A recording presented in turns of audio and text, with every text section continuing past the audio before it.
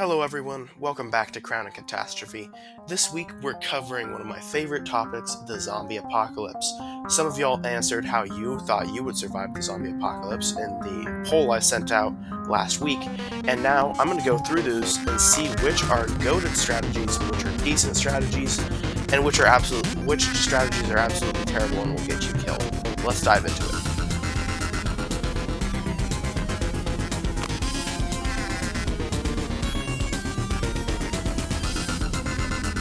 Our first respondent decided to be named Silas. The question, how would you survive a zombie apocalypse? Classic walkers, no sprinters, or cordyceps infections. Infections spread through bite.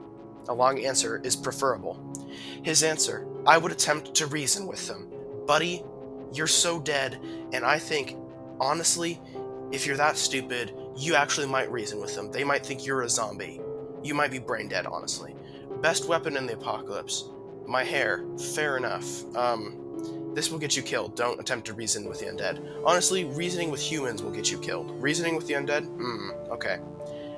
You're not a main character, buddy. Our next response comes from YouTuber Zephrodaks. I'll put his channel down in the comment section below. He's a decent Minecraft YouTuber. Let's see how he answered. I'll start in the city, get a lot of food, fly away in a helicopter, and create Minecraft's most safest civilization in real life. I get that reference. It's a decent strategy, although I find that, the helicopter will draw the undead to you. I think it's dangerous, but the potential speed you might get inside of a helicopter might be worth it. I'm going to put this in decent because it could probably work. It's just long-term, it's not a valuable solution to the problem. Adam's strategy is a sailboat. I have thoughts about the sailboat. No one knows how to use a sailboat in America, and his plan is to go lone wolf strategy, which I hate, by the way. Humans are social creatures, and anyone who thinks they're the main character is going to be zombie food. Go in a group, that way you can stick together and work together as a team. And also, if you're planning on stealing a bunch of guns and supplies, you're going to need multiple people to carry the supplies. Sailboats aren't necessarily noisy, but they can be spotted from miles away on a clear, sunny day. So any survivor who wants to take your stuff will see you and plan hours ahead of when you're going to land. And they're going to take your stuff, and they're going to shoot you. It's a terrible strategy. I'm sorry, Adam. Our next respondent would like to go. They would keep me from dying, I keep them from starving, and fix anything that breaks. We shall pretend this hiding spot has some electricity and plenty of water. I won't get lonely, and we shall survive just fine. Also, why on earth did this happen? Good question. It just will, I just know it. The respondent here lives in a remote area in the Middle East, and if they're going somewhere even more rural, and they have potential food supplies and, more importantly, water, they'll survive just fine. I'm going to put this in a decent strategy. Where it falls down, starvation and eventually the power and water will cut out. But you're going to survive the immediate zombie attack. So congratulations. Her favorite weapon in the apocalypse would be a sling. Again, that's a decent strategy. Lots of ammunition. As long as you know how to use it properly, it'll be just fine. Our next responder, Megan, has potentially the best idea. Stay calm. Figure out what's actually going on before making any moves. Grab essentials, keep a group small, and head somewhere up high, with limited entryways so you can control the space. Don't follow crowds or panic. Take time to plan routes, watch patterns, and set up routines so you don't fall apart. Teach yourself whatever survival skills you need. Make sure you always have a backup plan.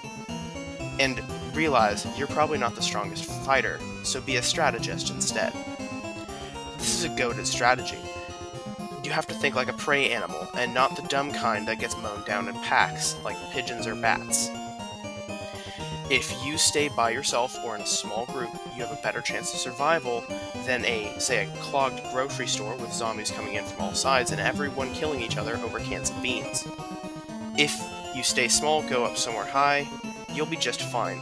In fact, you might be doing better in the apocalypse than you are now, Megan. Good job. Her weapon of choice is a machete. Also goated. It doesn't need ammo, it's silent, it's lightweight, and it's fast. It's also low maintenance. I agree, and it probably won't chip. I've only had one machete chip, and I own several, so it's good, yeah. Our next respondent would like to remain anonymous. He says, an RPG. Just leaves it there, and says that the best weapon in the apocalypse is an atom bomb. Okay, fair. You got me there. An atom bomb probably is the best weapon in the apocalypse. I mean, given the right circumstances, an RPG might be useful, but I would stick with an assault rifle probably, or a high-caliber silenced rifle if you want to go, that route. It's gonna get you eaten. Yeah, I don't have much to say here because he didn't say much, but using just an RPG in an apocalypse is gonna get you eaten. Rawr. I've seen several of the responses. I'm gonna summarize quickly. Go to Alaska. Honestly, the people in Alaska might be doing better after the zombie apocalypse than they were before. They're gonna be the kings of a ruined world. It's freezing cold up there, there's lots of predators that will eat zombies, and lots of, pure land that could be used for agriculture. If you don't freeze to death, and if you know how the world works up there in the cold north, I think you could do very well for yourself. For people just deciding to drive up there, either the Alaskans are going to eat you, or the bears will, and I'm not sure which is worse. The greatest Rizzler of them all insists that hiding in your room is the best solution. That will get you eaten, for obvious reasons. Your room is a small space, and if it can't be controlled easily, then the zombies will control it, and they will eat you. It's a terrible strategy.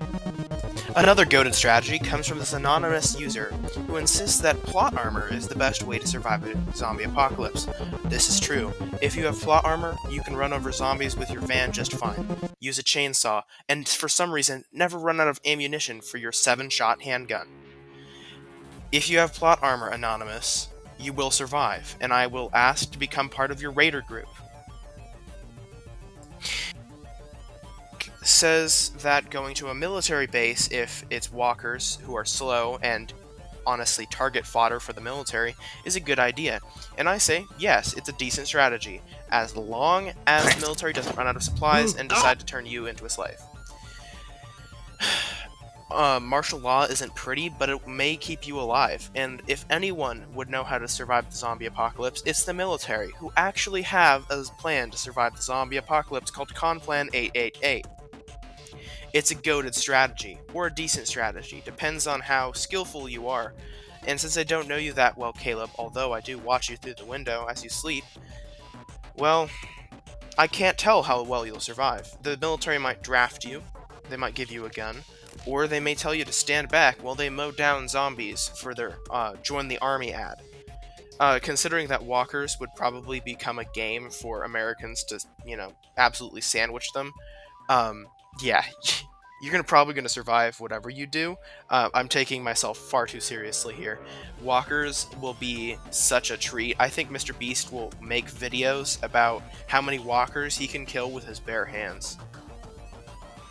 Thank you for watching my Pathetic Human Minions podcast clip. Like and subscribe to him.